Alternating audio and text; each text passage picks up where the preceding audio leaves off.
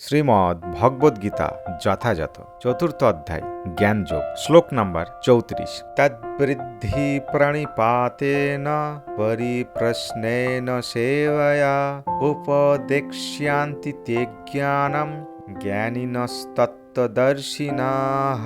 তাৎপর্য শব্দার্থ তৎ বিভিন্ন যজ্ঞের সেই জ্ঞান বৃদ্ধি জানবার চেষ্টা করে, প্রণিপাতেন সদ্গুরুর শরণাগত হয়ে, পরিপ্রশ্নেন ঐকান্তিক বিনম্র প্রশ্নের দ্বারা, সেবায়া সেবার দ্বারা, উপদেক্ষ্যান্তি উপদেশ দান করবেন, তে তোমাকে, জ্ঞানম জ্ঞান, জ্ঞানীন আত্মতত্ত্ববেত্তা, তত্ত্ব দর্শিন দ্রষ্টাগণ। অনুবাদ: সদ্গুরু শরণাগত হয়ে তত্ত্বজ্ঞান লাভ করার চেষ্টা করো, বিনম্র চিত্তে প্রশ্ন জিজ্ঞাসা করো এবং অকৃত্রিম সেবার দ্বারা তাকে সন্তুষ্ট করো, তাহলে সেই তত্ত্বদ্রষ্টা পুরুষেরা তোমাকে জ্ঞান উপদেশ দান করবেন। তাৎপর্য: পারমার্থিক উপলব্ধির পথ নিঃশেষে দুর্গম, তাই ভগবান আমাদের উপদেশ দিয়েছেন সেই সদ্গুরু শরণাগত হতে, যিনি গুরু পরম্পরার ধারায় ভগবত তত্ত্বজ্ঞান লাভ করেছেন।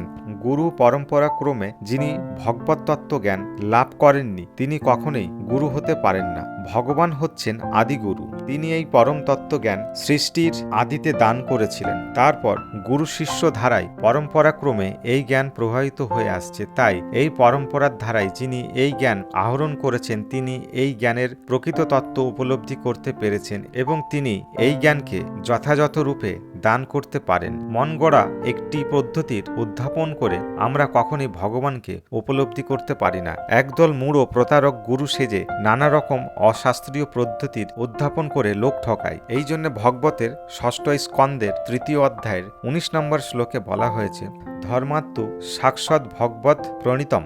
ধর্মের পথ স্বয়ং ভগবানই প্রত্যক্ষভাবে নির্দেশ করেছেন, তাই জল্পনা কল্পনা বা বৃথা তর্ক অথবা শাস্ত্রগ্রন্থের মন গড়া ব্যাখ্যার মাধ্যমে কখনোই আধ্যাত্মিক জীবনে অগ্রসর হওয়া যায় না। পরম তত্ত্ব জ্ঞান লাভ করার জন্য কৃষ্ণ তত্ত্ববেত্তা গুরুদেবের শরণাগত হতে হয়, সুদৃঢ় বিশ্বাসে তার চরণাম্বুজে আত্মসমর্পণ করতে হয় এবং সম্পূর্ণ নিরহংকারী হয়ে কৃতদাসের মতো তার সেবা করতে হয়। সদ্গুরুর সন্তুষ্টি বিধান করার মাধ্যমে আধ্যাত্মিক জীবনে উন্নতি লাভ করা যায়। আত্মসমর্পণ ও সেবা না করে কেবল প্রশ্ন করে কখনোই এই তত্ত্বজ্ঞান লাভ করা যায় না। গুরুদেব পরীক্ষা করে দেখেন শিষ্যের মধ্যে তত্ত্বজ্ঞান লাভ করার বাসনা কতটা প্রবল হয়েছে এবং এই পরীক্ষায় উত্তীর্ণ হতে পারলেই গুরুদেব তার শিষ্যকে পরম তত্ত্বজ্ঞান লাভ করার আশীর্বাদ দান করেন। এখানে অন্ধের মতো অনুকরণ করা অথবা মূঢ়ের মতো নিরর্থক প্রশ্ন করার নিন্দা করা হয়েছে। শিষ্য কেবল শ্রদ্ধা সহকারে গুরু প্রদত্ত